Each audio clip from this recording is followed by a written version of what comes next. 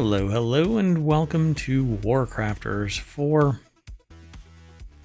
July 21st, 2024. It's Season 1, Episode 18. I am Mayor Watt, and that up above me, right next to me, over there, is the Sentient AI from the future. Good evening, ohmTown citizens. Thanks for joining us for WarCrafters. Yeah, right after this show is going to be not non-sequitur news. What am I talking about? It's going to be the continuity report, and then technology today, and then four-wheel tech. Previous to this, we did non-sequitur news, reality hacker, and wanted. This show is all about gaming news. We're going to be talking about crime-solving games, asteroids, the roguelike, co-op dungeon crawlers, mistakes to avoid in Once Human, Dungeons of Hinterberg is cozy. Smash hit or trash it for 2024 so far. Best medieval RPGs, No Man's Sky updates, free to play or free to pay, and forgotten RPG features.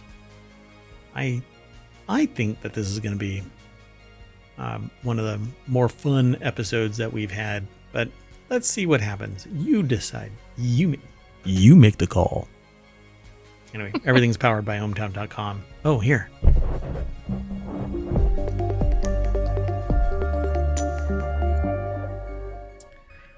All right, folks. I have been looking for my forever game, and I got into a discussion with a couple citizens of ohmTown, trying to figure out the hell constitutes Mayor Watt's forever game. And it was an uphill battle. Because, see, I know what I want, and I want to stream it. I want to stream it all the time. I want to do my mayoral duties and then turn off and stream this one game. And I keep getting driven back to two, No Man's Sky and Minecraft. And I think it's because they have the same type of mechanic. Massive open world, unending.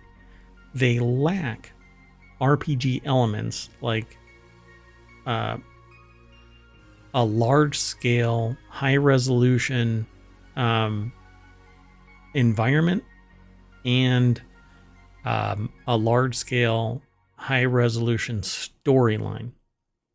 But it's open world, but it lacks stats and skill progression and stuff like that. And I think you can get to somewhat in Minecraft with mods, not even close in No Man's Sky. But there's going to be this kickoff because they're rolling light no fire technology into No Man's Sky. And it's highlighting some of the stuff that's going to take place in Light No Fire. So maybe Light No Fire is going to have this RPG mechanic. Could be. And that could be my forever game. But I've said this about 5 other games since I started streaming, and they've all wet the bed and fallen on their face like they went on a bender on Friday. Anyway, so if you know of a game out there, what I've been playing recently, here, let me pull it up. It's called Throne and Liberty. Really fun game for Mayor Watt. Is it not going to show? Come on. So yeah, Throne and Liberty. It's in open beta. It actually ends in a couple of days. And I really like it. High resolution, RPG elements, pretty big storyline, but they're fast tracking you through the beta so that they can see what the flow is. And I'm not too hip on that. And it's kind of grindy, and it's supposed to be pay to win. People are poo-pooing it in various places, but you know what? Not all of us are full-time streamers that have the ability to play a game all day long. Plus, my attention span is like a mote of dust float by and I go somewhere else. So that's why I do WarCrafters, because I like to talk about a broad spectrum of things. So let's get into it. First article's over on the WarCrafters channel. You can get there by going over to ohmTown.com, and then right underneath Creative and Maker is WarCrafters, right at the bottom there. By the way, Smash or Trash is actually a show that I want to bring to Twitch and YouTube and a podcast. It's called Smash or Trash, where we evaluate stuff and either call it a smash hit or we are going to trash it. And I actually threw that into this show title here, where we refer to some games for 2024 and we say smash hit or trash it. So let's get into it. Best crime solving games ranked. They're kind of doing their own smash it or trash it kind of a thing, but this is a hit or miss. For them, it's a ranking system. It's over at GameRant.com. Connor Hogg is the author. I've probably not played any of these games, but they're ranking them. Mystery tales transcend mediums, from Sherlock Holmes books to crime-solving games. Fans can dive into the narrative and use deductive reasoning.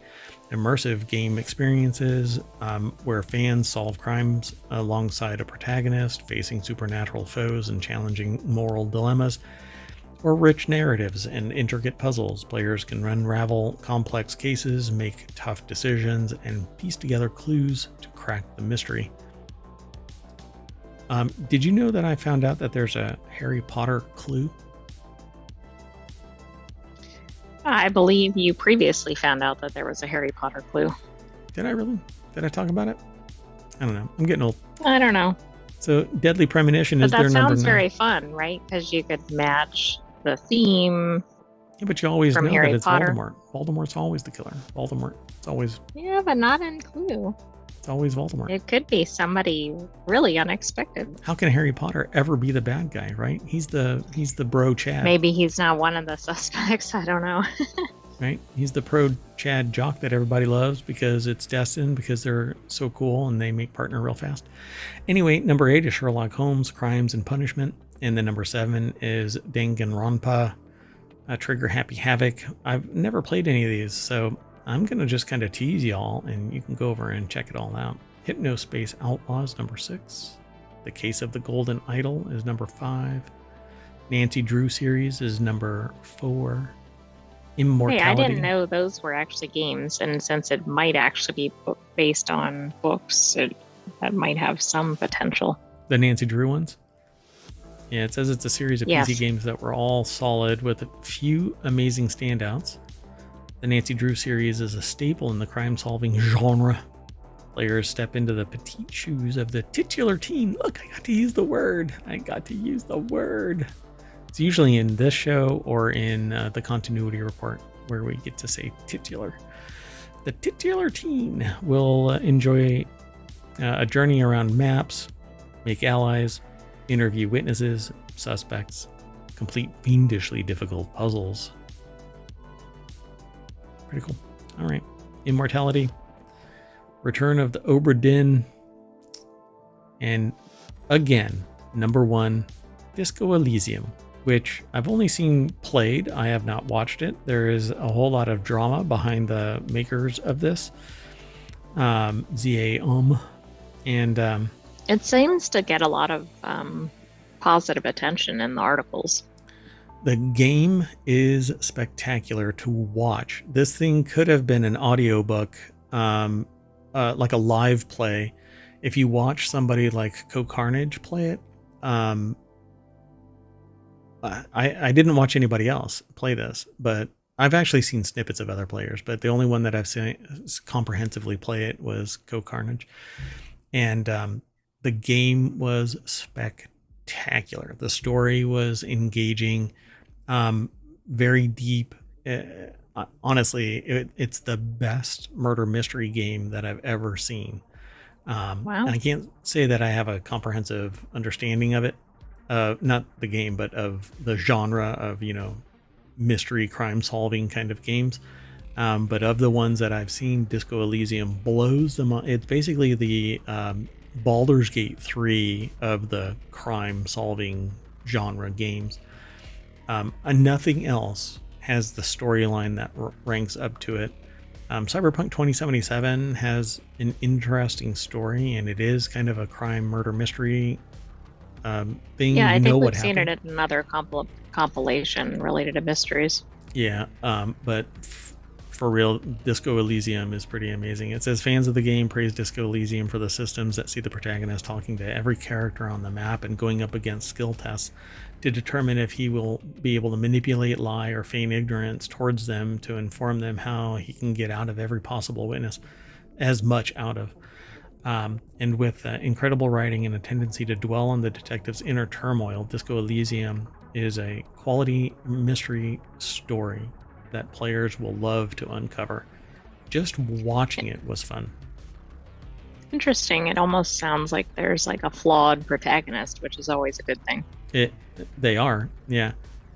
They have whatchamacallit, they don't know who. So Disco Elysium will quickly realize that their washed up detective has no idea who he is. So what is it called? It says a killer hangover, but amnesia. There Amnesia. There's the word. Yeah, he has drunk so much that he's given himself amnesia, but after he heads downstairs and meets his new partner, he's plunged into a tense world of clashing ideologies, corruption, and poverty, and a man is dead. And that kicks all of this into motion. I will not ruin it or say anything beyond that, other than what this is all very light discussion about what Disco Elysium is. Absolutely stellar. So go and check it out. Look at that. Spent so much time on it. Okay, let's keep moving. Games wait for no one. So the next article is over in Reality Hacker. This new PC game turns asteroids into a retro roguelike. Galactic Glitch is a new action roguelike that hits early access today, and that is July 15th, almost a week ago. And it scratches the same itch as classics like Asteroids. So the game is discussed by Giovanni Calantonio over at digitaltrends.com. They've got a screenshot of it. Looks pretty cool. I like high resolution graphics, even if it is basically Asteroids, but turned up a notch. They say that they've played hundreds of hours of games that... they played hundreds of games, which you might as well say are hundreds of hours because you can't really evaluate. That riff on the classic space shooter at this point, Asteroids, from Geometry Wars to Hyper Meteor, even the weakest variations still tend to hook me in some way, the author, not me. I grew up on Asteroids. I used to play Asteroids with my dad at arcades around my childhood neighborhood. So that and like Pac-Man and Centipede. Yeah. So I've got that feeling again while playing Galactic Glitch, which is out in early access today via Steam. So I'll be checking it out after the show. Maybe, because we've got 3 more shows after this one. So that'll pull us all the way to like 8. Yep, the shows must keep running. That's right. Don't miss a show. Oh, except for... we'll let you know about what's coming. So the action shouldn't be too surprising to anyone who's played a classic space shooter. You can turn around full 360 degrees while flying and pepper enemies with shots. Galactic Glitch does add its own spin on that tried and true formula, though. Its unique gimmick is that players can grab small enemies or meteors and chuck those at those enemies. We actually watched a demonstration of this on YouTube recently, very brief, because it hooked me immediately.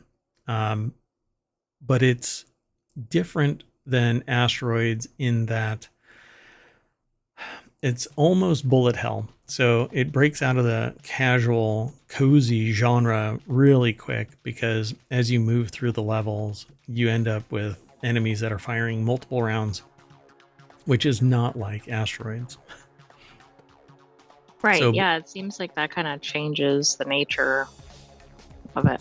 Yeah, and I'm really into cozy games, kind of chill games, you know. Like No Man's Sky doesn't have to be frenetic, crazy.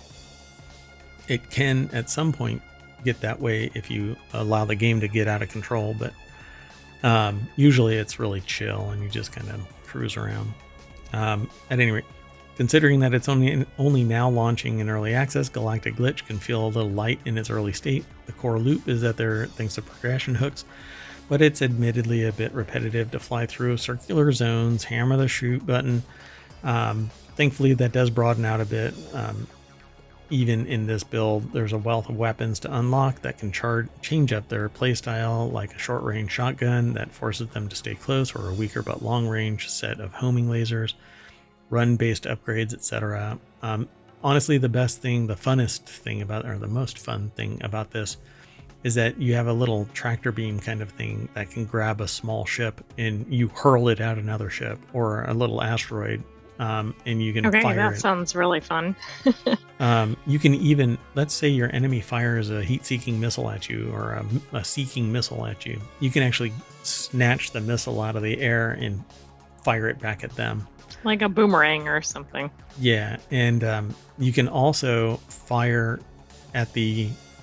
there's basically like a little sphere around you that's like a warp bubble, and you can fire stuff at the warp bubble, and it will have Newtonian physics. So it'll fire at the warp bubble and then slingshot at the appropriate angle out at the enemy, so you can actually ricochet stuff off of the warp bubble. It's very neat. Yeah, it looks like a lot of fun. So this being multiplayer would be a lot of fun too. So, or co-op, I would say. All right. In the graphics that are on this, the screenshots on here, for whatever reason, it doesn't look like they are as high resolution as what I saw on the YouTube videos that I was watching. And I only saw a couple of people that have played this, and for various short times, because I was kind of hooked on it immediately. So I'll add it to my wish list. Did you want to keep going though? I think so, but I'm interested to see this. It looks like a lot of fun, and it looks good for those that like retro games. Oh yeah, it's like a modern take on a retro game. Yep, for sure. So this next article is over in the WarCrafters channel as well. Best dungeon crawlers with co-op. I'm really into co-op games. I don't really get a chance to co-op with a lot of people. Lately, because I'm so busy with mayoral stuff, I really don't. I'd like to stream more and have the community play, but it doesn't always seem to work out. But before I get into talking about this best dungeon crawlers with co-op, if you hit !WC, you'll get all of the show notes for today's episode of WarCrafters. If you hit !show notes, it'll give you the syntax for all of the show note requests. And if you hit !pod, that will give you the links to our podcasts. There are 7 of them out there. So be sure to follow us there wherever you catch pod. I would ask you to go through Apple, but that assumes you have an Apple device too. Well,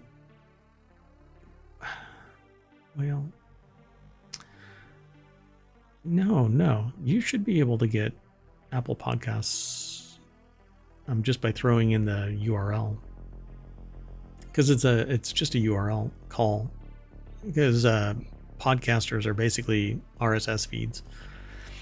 I don't think so. I know, but that's a very divisive topic in terms of what platforms it plays on. Gotcha. Yeah, now I'm really questioning myself. Anyway, you can actually get the podcast from wherever you want to catch pod. That broke my brain for a moment. That's not what you're supposed to do, Sentient AI. Well, you're right that you can get there through the browser on Android. Doggone it. Now you're really killing me. Okay, so the best dungeon crawlers with co-op. Dungeon crawlers can be massively fun and an addictive way to spend one's time. These games will often have new kinds of enemies to throw at players as they progress further, and have lots of secrets to discover along the way. By the way, Throne and Liberty are the zones are they're not gated, but they're level locked. So if you are like level 16 and you want to go and bat cleanup of level 4 areas that you didn't adequately cleanse, you can go back as a level 16 and just boop, boop, boop, like one shot. Oh, that's interesting. Yeah, I don't think I ran into See, what a lot of games now do is you start out and you're in a zone that's for level 1, and then you rank up to level 2, and then go back to the level 1 area, and everything's level 2. So all the way up to level whatever. You could be level 100, and you come back to the level 1 zone, and all of the monsters for you are level 100. But the level 1 person next to you, it's level 1. Right? Unless they're in your group, and then everybody's screwed except for the level 100. Anyway, so Nobody Saves the World is a co-op dungeon crawler. They give it a rank of 6 out of the top 6 that they've chosen. Nobody Saves the World. It says it's a great option for players who don't want to worry about making a mistake or having a suboptimal character. This is because players can change between different forms with different abilities at will. Players will be diving into dungeons and accomplishing different objectives to gain new forms and abilities as they progress through the game. This is my kind of game. I like this kind of thing, where you go in. I love dungeon crawlers.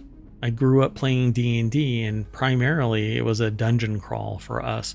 It wasn't this live play, pseudo-emotional relationship, teen angst, whatever garbage that I keep seeing on a lot of live plays, that is semi or fully scripted.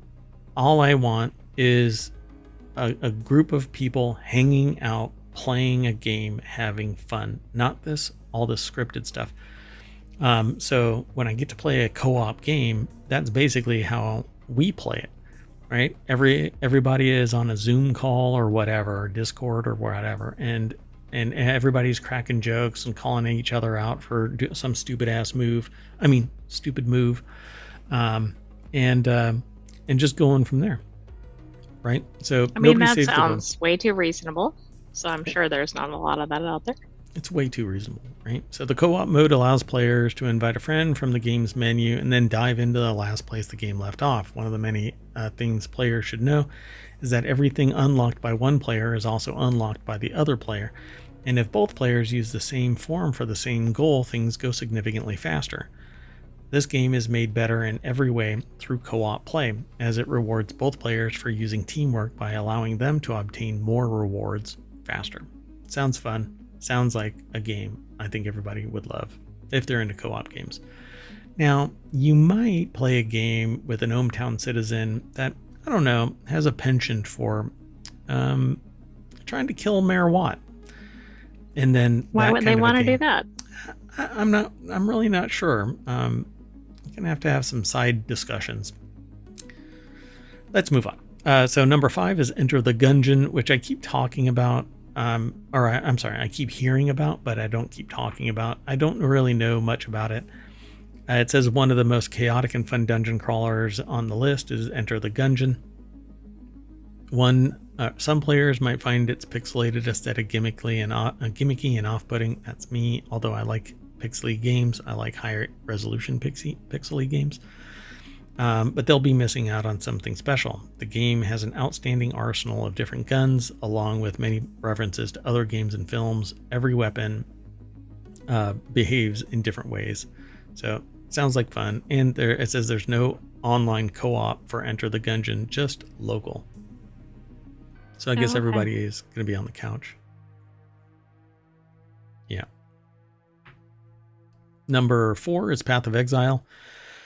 There's a new Path of Exile coming. This is a free-to-play game. Anybody can download it. It's kind of like Diablo. It's unending, really. I mean, my understanding is I've never finished either Diablo or Path of Exile. Actually, no. I finished the original, the current Diablo that's out. I beat that, but Diablo 4, I think. Yeah, but it actually has seasons, so yeah. Just made me want to make a shirt. Sorry. What's up? No, I didn't. Nothing. I didn't have anything to add on that. No. So yeah, there's seasons for Diablo now. So every once in a while they drop something new. It's kind of like most live services. It's a live service. So at some point they're going to stop creating content and kill the hundreds of dollars that people have put into it. Stop killing games. Including me. Like, I was an early access player, and I even missed the opportunity because I got pulled away because of mayoral duties to get the loot that early access players were allowed to get if they got to a certain level. I couldn't get to that level, and so I paid for the privilege of watching everybody else get to that level. Yeah, nice. Pretty frustrating. Anyway, solo players will have an option of making new friends as they move through the game. Path of Exile is a lot of fun. It doesn't cost anything to play, but if you want to be competitive, you'll be dropping some coin, or you'll be working many hours to keep competitive. Torchlight 2 is number 3 on the list. I haven't played this in so long. It says it doesn't try to reinvent the typical dungeon crawler formula. Players have different classes with different skills and abilities, will tear through waves of enemies, and will become stronger through the loot and experience they acquire. The game is fun, and what starts off as easy to understand classes gain satisfying depth in their progression. There's more in this article. Binding of Isaac Rebirth. It is a kind of a cult favorite, which is kind of interesting. Binding of Isaac. Go and check that one out. And then number 1 is Diablo itself. It says the original Diablo here, 1996. But I would probably say all of the Diablos. It says co-op makes the game far more enjoyable and players able to revive their fallen friends. This is one of the biggest benefits of co-op, as death in solo play means loading up the last save state, no matter how far back that may be. The game supports up to 4 players through online co-op or linking systems up for local play. This linking systems up for local play is a dying breed in games, which it's greed-based. It's entirely greed-based. But I understand that if you want to keep a game moving forward, you have to make it a live play game, a live service. So the live service requires either microtransactions to keep on juicing the system so that there's a salary that's given to developers, writers, artists, etc., content creators, or you have a monthly service fee like WoW. And so I totally understand. Now, the price is what hurts, because some people aren't going to be able to pay $15 a month or pay $100 for the game and $15 a month. Right. Particularly if they want to play any other game. Like, at some point, they're out of gaming budget. Right. So I'm really into Path of Exile, but I'll never be competitive. And I'm into Throne and Liberty, but I'm not going to be. I'm a dirty, filthy casual. And so, like, I basically want to start up a group of people that just has a streaming network on Twitch, just called Filthy Casuals or something, because we stream games periodically, but I always stream the news because it's more dynamic than the game can ever be. But I really am looking for that, my final game, my forever game. And I call it that because, like, pets find their forever home, right? The one that they're happiest with, and that's that's where they're gonna move on to the go across the rainbow bridge kind of a thing. I want to play a game and be streaming when I cross the rainbow bridge. Woof. That was a lot. Wow. I mean, that took a rather serious turn, but it does divulge your love for gaming. Not like the passengers in Grandpa's car. Exactly. Let's keep going. Next article's over in WarCrafters, beginner mistakes to avoid in Once Human. This is a fun game. It says Once Human is free to play, but there's a cash shop for buying cosmetic items and also a monthly battle pass. True. So not really game. Free. No. I mean, it's free, but you don't get bonus stuff without the battle pass. And there's like... it's kind of like all live service games. You have to do certain things. And if you want to be competitive, like keep up with a guild or whatever, and not kind of get like played down for opportunity within a guild, or they call it different in different places. But it's a fun game. Honestly, it's a horror game. It has multiplayer PvP, but it's primarily PvE. The game follows a seasonal format with different stages. Right now, they're entering stage 3, I think it is. But that combined with so many other games that are coming out, this genre of live service RPG like PvPvE style games is getting very, very dense. The only one that doesn't charge for anything, cosmetics or otherwise, is No Man's Sky. That I was gonna say. And that's been for a long period of time too, so even more impressive. Yeah, almost 10 years. Yeah, 9 years I think it is right now. So let's go over to the source and talk about this. Game rant, once human, beginner mistakes to avoid. It says ammo conservation is key in once human, as crafting advanced ammo is expensive and sources must be gathered constantly. But then you get these little diggers that go, digbies is what they're called.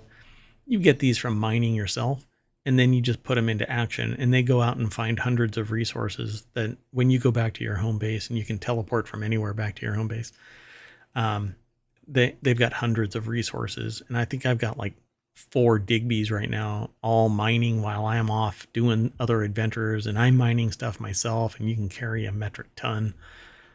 So I wouldn't really call that a big deal. The problem really is finding additional advanced resources and leveling up to the point where you can get the advanced stuff so that you can build workbenches that allow you to get more advanced stuff. It says fully explore and complete all points of interest to gather rare crafting materials and gear necessary to progress in the game. Yes, you're going to be doing a lot of that in this game. Utilize energy links efficiently to move to new areas and upgrade gear, and don't miss out on completing journey tasks for rewards. You'll want to complete everything. And so they talk about wasting ammo. It can get expensive, but it's going to happen. Plus, a lot of the weapons are horrible in their aim, and they're like firing all over the place. Well, then you're running out of ammo fast. Yeah, and so you switch to something like a crossbow or a sniper rifle, and that has lower rate of fire. So you have to make mods and stuff like that to speed up the machine guns and other automatic weapons that allow you to focus fire a little bit better. I don't know. You're not really wasting ammo, you're surviving, and so you just keep making a ton of it. It says not harvesting as you go, the resources will be needed. Yes, absolutely. Pardon me, I need to sit up a little bit. Well, isn't that a problem in a lot of games? Yeah. I mean, the more you harvest, the more it takes up space in your bag and adds weight. And so at some point you're going to get bogged down. And so you could be on the other side of the world and you teleport back to your base, drop it in your storage crates, and then you teleport to somewhere near, but not necessarily your actual location of where you desire to be. But you always have to harvest, loot everything, every damn thing. And there's this little ping that you can do, and that will send out a signal and show you everything that you can loot. And it also seemingly notifies the enemy where you are, but that's fine. Builds character. At least for me. I don't know if that ping actually does. And then it says, unless a player is friendly with a large PvP guild, they will have limited access to fuel reserves and will need to be constantly looting wrecked cars for fuel. All of this is best done during normal play by just taking a few moments to harvest resource nodes and loot containers the player comes across. And you're always coming across stuff everywhere. Getting too far ahead is really easy. There's a location like this one right down here that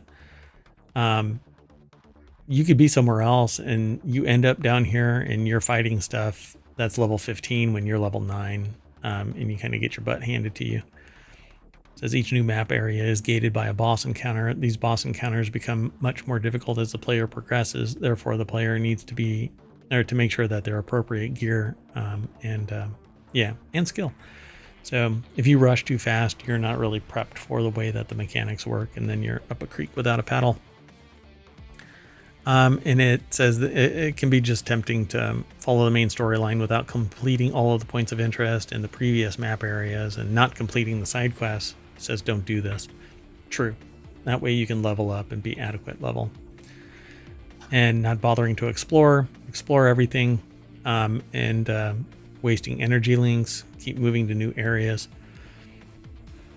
One of the things that you run across is that you can't teleport because there's no teleport tower unlocked. It says energy links are a form of currency that new players in Once Human may not understand, and that is your power right there. That's how much energy you have to jump over. Well, that could be a limiting factor, and probably surprising. I'm more along this ratio right here. So at what point, I don't know. This cost gets dithered away. I'm not sure. But it says they are used to activate teleport beacons for fast travel. The further the player wants to teleport, the higher the cost of energy links. Therefore, it's worth a player moving their base to each new map they zone to, and that's what I do. Missing out on journey rewards. You always have to do these little quests, and they give you bonuses down here. So definitely do that. It's basically questing, not using all available deviants. There's different kinds of deviants that do certain things. You'll want to take advantage of them from planting, mining, and producing stuff. Finding exotic goods from time to time, etc. And they mentioned combat, which is true. Yeah, there's quite a few out there that help. Oh, and that's it. Ta-da, number 7. It's fun. It's so horror. Have you solved all of those? Oh yeah. I mainly because if you pay attention, you don't run across this anyway. Like you'll go, well, what is that deviant used for? And like a Digby is a miner. And there's a blob that you can use for combat. There's a butterfly. There's a couple of others. One freezes people. And I can't remember them all, but I'm not that advanced. I'm like level 15 or something like that. And then I paused because I really like Throne and Liberty. It's a lot of fun, but it's an open beta that's time limited. Okay, let's keep going. Sound good? Sounds good. Okay, the next article is over on WarCrafters as well. Despite its relaxing pastels and quaint mountain village, Dungeons of Hinterberg is pushing against the confines of cozy games.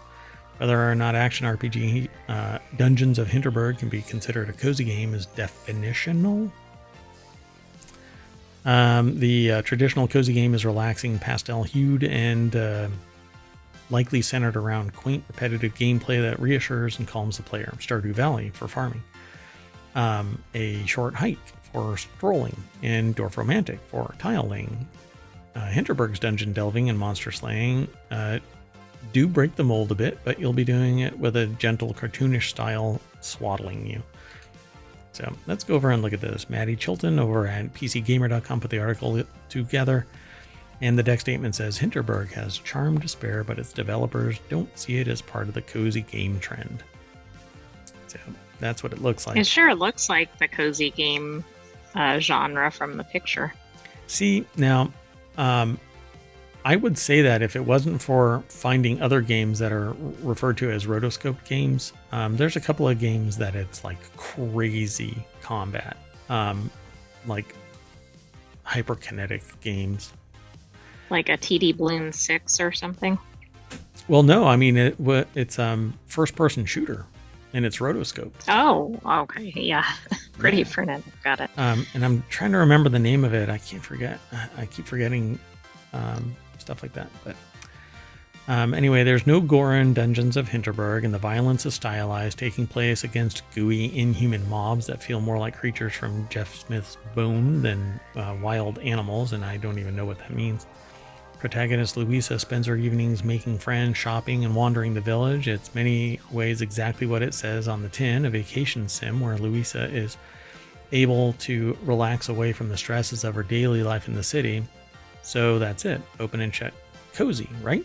Well, when you run into someone you don't quite vibe with, that's where the cozy game label might not quite apply to us, says Philip Seifried, co-founder of Microbird. I feel like most cozy games pamper you in this way, where everyone is nice to you, and even if you're not nice to them, they're nice to you. They're so over the top in their grumpiness that you just laugh at them. Dungeons of Hinterberg doesn't lock its players into the simplistic, into that simplistic of classifications. There are a couple of characters that we expect people not to necessarily want to hang out with. A rich older widow who's disdainful of the changes made to Hinterberg since she began vacationing there as a young woman, and Taya, a local teen whose attitude is abrasive, verging on disrespectful before she warms up to Louisa. So, my understanding of this is that at some point, Louisa ends up doing dungeon dives. But like in other cases, it's a relationship game, and they're talking about stuff and doing certain things. Do you think this game has like an identity crisis going?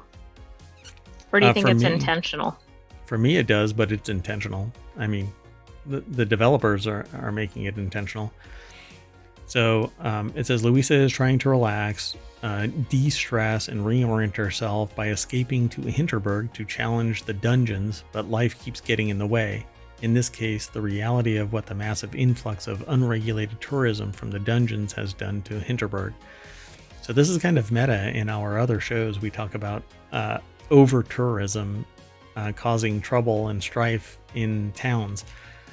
Dungeons of Hinterberg is the draw for a massive influx of unregulated tourism, and Louisa is trying to relax and de-stress, but there's stuff going on in Hinterberg beyond the dungeon she's come to challenge herself with.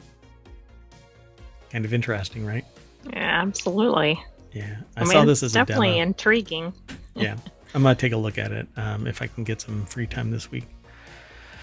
Let's keep going though, right? Sound good? Yep. Mm-hmm. We've got 4 more articles, No. We've got 5 more articles, including this one. We're running really behind because I did a deep dive.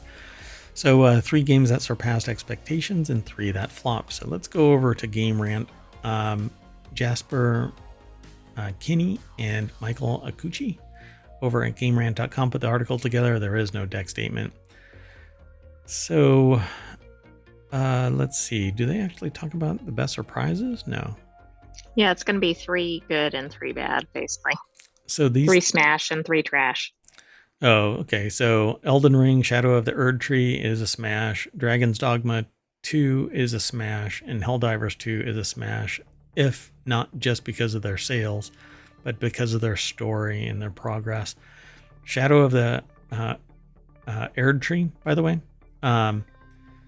This game's expansion alone is worth the price to get the game and the expansion. I mean, it's a game in and of itself. So, yeah, didn't they have a recent DLC release? That's what Shadow of the Erd Tree is. Yeah. There's Elden Ring, and then there's Elden Ring Shadow of the Erd Tree. Dragon's Dogma 2 is another one. It's an RPG, and yeah, for sure, people have loved what it represents. And then Helldivers 2 is a live service game where you're trying to rid the universe of bugs. And it's basically like Starship Troopers, but it's over the top, a mix between like Warhammer 40k and Starship Troopers. And yeah, so Skull and Bones kind of wet the bed. Silent Hill 2 remake, it's just a remake, and so they say the worst anticipated reception. Yeah, people really wanted to love this game, but they didn't like it. And then Suicide Squad, well, I'll just say it's Suicide Squad. So yeah, and it's a $70 Silent Hill 2 and Suicide Squad are $70 games. $70 Interestingly, games. the top 3 are not. Exactly. They're $30 cheaper on average. So what is the problem here? This was charged more and got a crappy reception, 2 of them, Suicide Squad and Silent Hill 2. And the top, the production value of the Elden Ring expansion is a $70 game, but it's $40.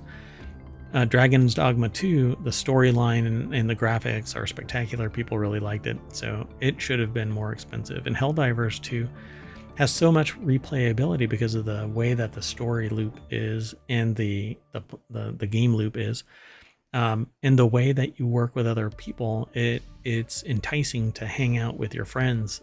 Like a group of 4 people can basically play as a squad in Helldivers and bring democracy to these bugs. That's basically it. They're hell-bent on bringing a democracy, freedom to the universe. But then Skull and Bones was this huge game that was supposed to release, and it's kind of meh. So there's your... I agree with this. The top 3 are smash, and the bottom 3 are trash. So sorry, Amazon. Please don't dox me. Okay, I'm going to keep going. Next article is over in the WarCrafters channel, Best RPGs Without Medieval Settings. I'm going to jump straight on over to the source. This is Game Rant again. They're pretty heavy in our stream today, but RPGs break away from traditional medieval settings. They don't have to be. Role-playing games don't have to be medieval settings. So I chose this because they called it out like that, like without medieval settings. But numerically, are most of them set that way or no?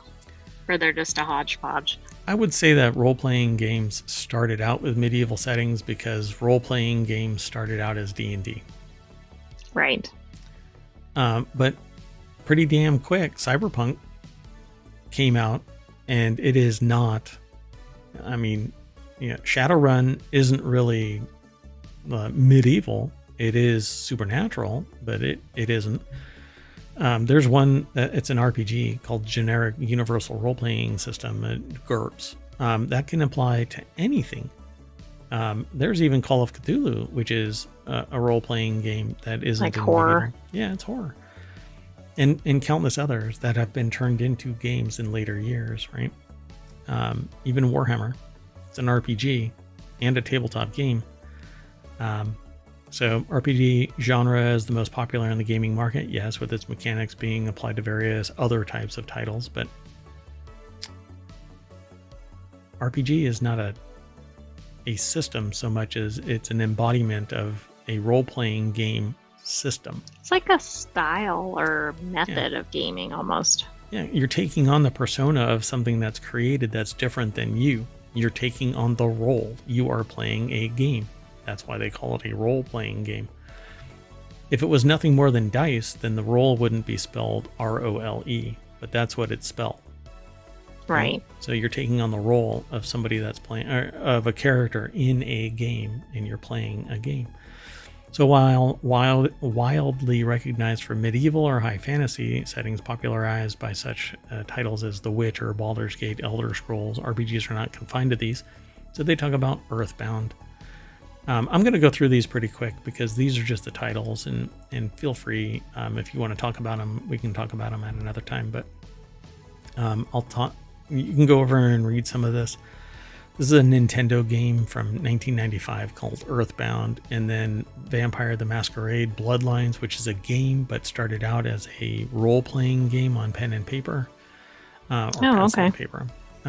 This game came out in 2004, but probably early 90s is when Vampire, the role-playing game, came out. It's called The Masquerade. You pretend to be a vampire you take on the persona of a vampire in Vampire the Masquerade, and you try and play the game without exposing the vampire world to the public. Oh, okay. That's an interesting premise. Yeah, it's all part of it. So you try to hide. Sometimes you expose yourself, and you don't want Mayor Watt exposing himself. So, Yakuza Like a Dragon. Here Ichiban Kasuga takes the fall for a crime that he didn't commit, and after 18 years finds the world vastly different from how he knew it. And it's a fun franchise that is fun to watch other people play, but I don't have the tenacity to sit there and play it. Star Wars Knights of the Old Republic is number 7. Number 6 is Cyberpunk 2077, which I would probably say is borderline role-playing game. It doesn't have the same stat type of mechanic as far as I recall. It's been a while since I played it though. Fallout 4. Basically, you take on the persona of a vault dweller and break out onto your own. Fallout 4 is probably most aligned with what people are watching Fallout on Netflix. Or is it Netflix? Right. Yeah, Netflix, right? No, I Prime. think it was on Netflix. Shit, I don't know where it is. Golly, I mean. I don't know. Anyway, I'm so lost now. Anyway, we're going to be watching that when the next episode drops, the next season drops, but that's like in 2025 or something. It looks like it was on Prime, right? Shoot, now I'm not sure. Okay, I quit. So number 4 is Amazon Final Fantasy Prime. 7. Yeah. Sorry. That's okay. Final Fantasy, that is that's been around for so long. This says 2020, but Final Fantasy has been around for a tremendous amount of time, and it has RPG elements. Yeah, see, they even call it RPG elements. The game is acclaimed for its narrative, iconic characters, and combat system that blends traditional RPG elements with action mechanics. Then here's Disco Elysium again. Doesn't have the same stats as a conventional RPG. Disco Elysium, though, is you take on the persona of a particular character. It's not a unique character. Role-playing games typically allow you to build your character in your way. That's not how this works, but you take on the role of somebody. Great story. I can't gush about it again. Persona 5 Royal is number 2 on the list. Everybody that plays this game loves it. It's not my style of game, but it says, wrapped in themes of freedom and overcoming modern life's limitations, the game puts players in control of Joker, a student balancing school life with battles against society's injustices. It has a unique playstyle, unique artwork, unique storyline. Yeah, I'll just leave it at that. And then everybody loves Mass Effect. This is Mass Effect 2. It's from 2010. Developed Including by BioWare. the Metacritic score. Yeah, 96. Yeah. Mm-hmm. Everybody loves Mass Effect. Developed by BioWare, the same company behind Dragon Age, Mass Effect is a recommendation for any player interested in an RPG that deviates from medieval themes. Filled with interesting characters and an equally epic story, the game offers a rich experience with moral choices and consequences affecting the galaxy's fate, alongside dynamic combat and impressive graphics for its time. But again, it's 14 years old. So I've never gotten into the Mass Effect line, because every time I think about it, so much time has gone by that the graphics and everything else just doesn't appeal to me. But again, I'm like a game butterfly. I just kind of float by for maybe an hour, maybe 2. Although I recently saw somebody that posts like one video and it's an hour and a half a week. And anyway, yeah, I'm getting salty. See, there are other people out there that do that. Yep. All right, let's keep moving though. No Man's Sky is getting a Starship Troopers mode, and it already dropped. This is a weekly show, but I wanted to talk about No Man's Sky for just a brief moment. It's been known for constant updates, and its latest, Worlds Part 1, is taking stuff from, and it's already been admitted to, that it's taking technology from Light No Fire. Light No Fire. Mm-hmm. Yeah. And because it has such a huge player base, they're getting a massive amount of feedback as to the good and bad of that technology. That's actually quite brilliant. Yeah. Other game studios should do that.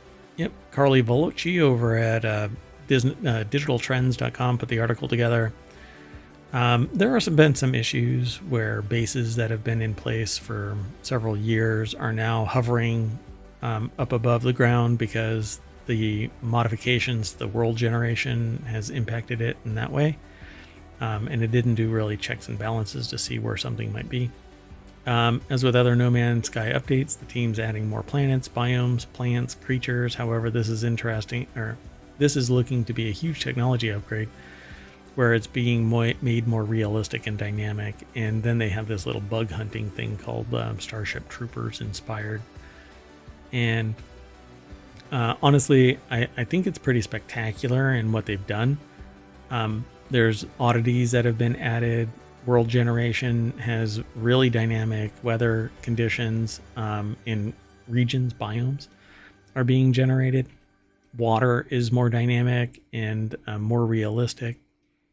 Yet everything is still destructible. So I wonder if Light No Fire is going to be that way. Right. I guess we'll have to see. I don't know if there's a release date for that yet. Yeah, no. Yeah. It says, as for the next project, Light No Fire, Murray was cagey, but mentioned that it uses a lot of the same technology that Worlds Part 1 does. It's this crazy ambitious game, and they've been working on it for years, and they've learned so many things, and it feels like we're almost bringing the technology back from the future. So Light No Fire, I'm hoping, because it is going to be, apparently it's going to be a live service and an MMO style game. I'm hoping that I like it enough to turn it into my forever game, but I don't know. There's so many. Like, I'm looking at my playlist right now, and like, I like New World. Oh goodness, I'm looking at so many of them. I like Enshrouded. I like Elder Scrolls Online, but I'm really into cozy games. So I've got like games like Dwarf Romantic and Brotato and Balatro. I'm waiting for another farm roguelike called Rebirth that's coming out. I like Court Keeper. These are all games that I like to play, but I get pulled away after an hour and I can't really do anything with it. So I hope I get sucked into this. Gone are the times where I played, 10 to 12 hours a day and still had a full-time job. And that's when I was beta testing World of Warcraft, and then the following 10 years. I was a serious World of Warcraft player. Anyway, come on, Light No Fire. Light my fire. And I did double check again, and there's still no release date, which is not surprising. Yeah. So the next article is over in the WarCrafters channel. This is 82% of adult gamers have spent money on free-to-play games, according to a new study. A newly published report claims that the majority of adults in the United States play video games of some kind. It also found that most of them have spent real money on in-app purchases in free-to-play games. Now, some people will say free-to-play is pay-to-win, but not all games do that. What do they call it?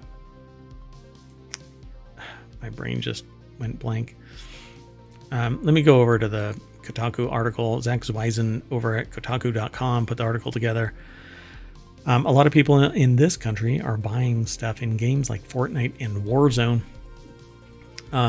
Visual stuff that doesn't have anything to do with the impact. I can't remember what they're called. My brain just went blank.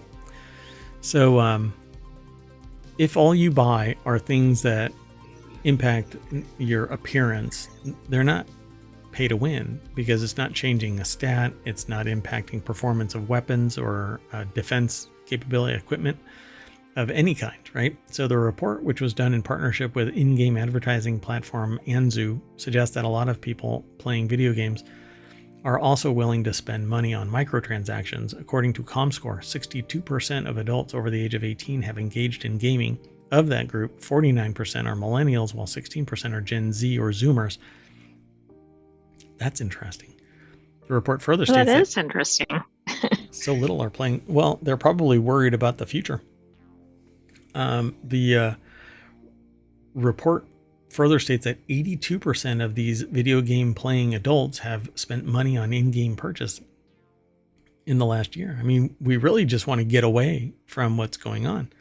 We want to play the game. And sometimes we hit a wall where we end up having to spend money because we can't dedicate enough time, because you're working 40, 50, 60 hours a week. Depending on who you are, that last sentence either filled your heart with dread or made you excited about how much money you're going to make off gamers. Yeah. One side's right. Yeah. freedom Are you fighter. the gaming studio or are you the gamer? Yep. So of the people Comscore surveyed, 77% said that they play games on on one or more platform. More than one platform, I should say. And more than a third said that they play on console, PC, and mobile. So no, you can't blame this all on mobile gamers. Pretty fascinating, right? It absolutely is. The stats are kind of higher than I would expect, but here's the kicker that really I find fascinating. Just over 85% of Gen Z and 80% of millennials said that they watch esports. Meanwhile, US gamers racked up 45 billion hours on video game websites and apps in 2023. those are really high stats. Yeah, I agree. So Now, did they conduct their survey among gamers or us? yeah, really nothing but gamers. .com? No, it says as reported by gamesindustry.biz on July 18th, Comscore's State of Gaming report. So we'll have to start aggregating that news. So let's go on to the last article for today's WarCrafters. It's in the WarCrafters channel on forgotten features of RPGs that should return. I'm going to jump straight on over to Game Rant. Mark Smith is the author. Random encounters in RPGs have mostly been replaced by visible encounters, but these instances still have more to offer than frustration. Keyword-driven dialogue systems have been largely abandoned in RPGs due to complexity and cost of implementation, despite their immersive potential. That's going to be replaced by AI. Exploration features like manual mapping have been lost in modern RPGs, leaving players without satisfaction of penning maps or finding their way organically. Yeah, that's true. I don't know of many that have gone without a map. So non-combat random encounters.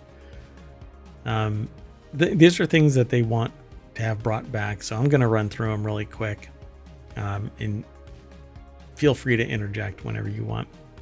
So non-combat and appropriately placed random encounters where you run into a person and they give you some information or make you do or ask you to do something, and you can go and do it during dense dungeons or while trying to escape labyrinthian caves. Getting loaded out of a map and loaded into a battle derails the player's train of thought, needlessly interrupting the task at hand. After rendering enemies on screen without the need to load between exploration and action becomes possible. With more advanced technology, random encounters were made visible on the map with placeholders that could be avoided or done away with. So yeah, you could avoid it. They want them to be brought back.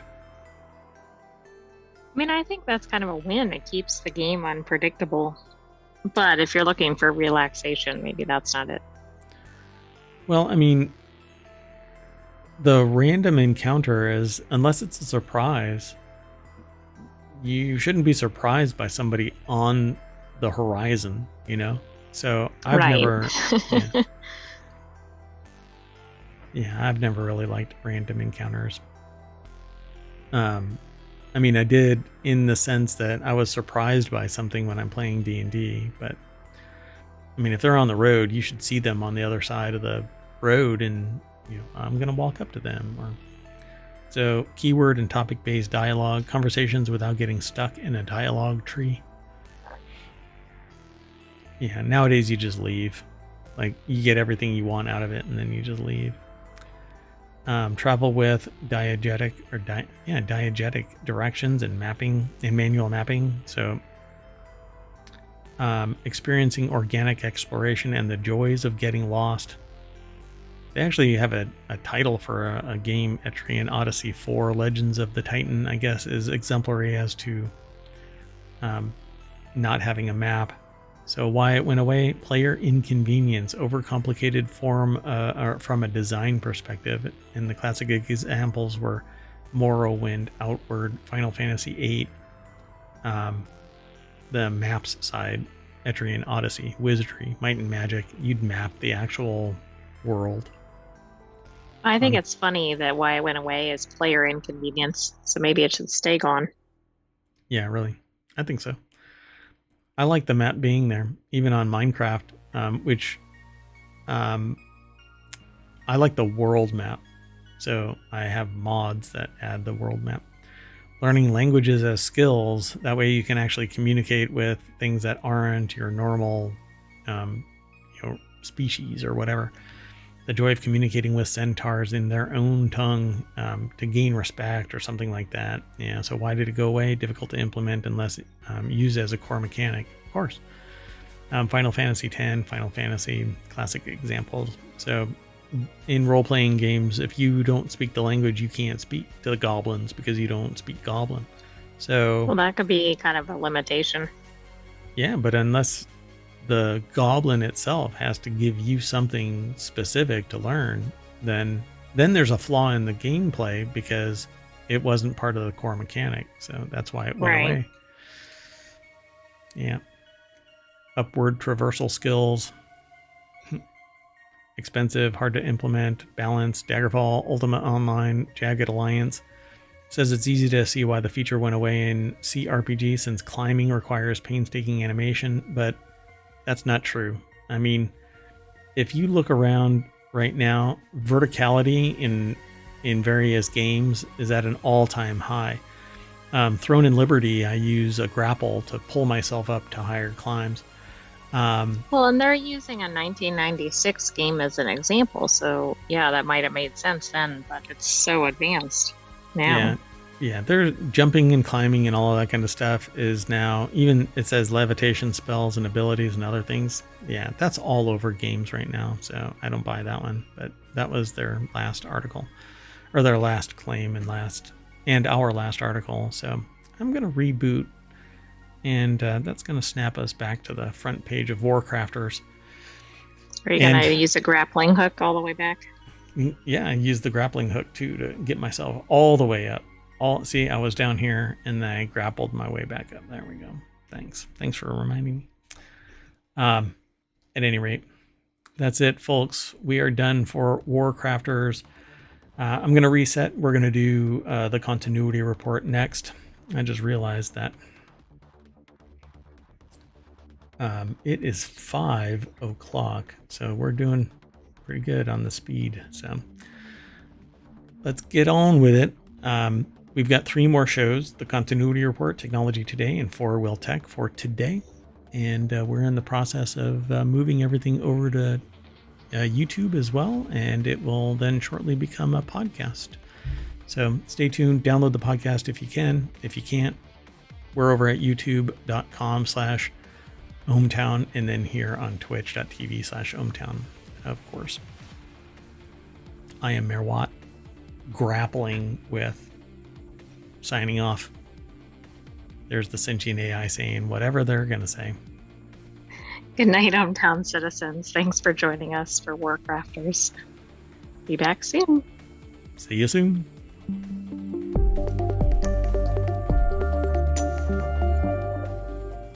And continuing to grapple with streaming. Is this thing on? Oh.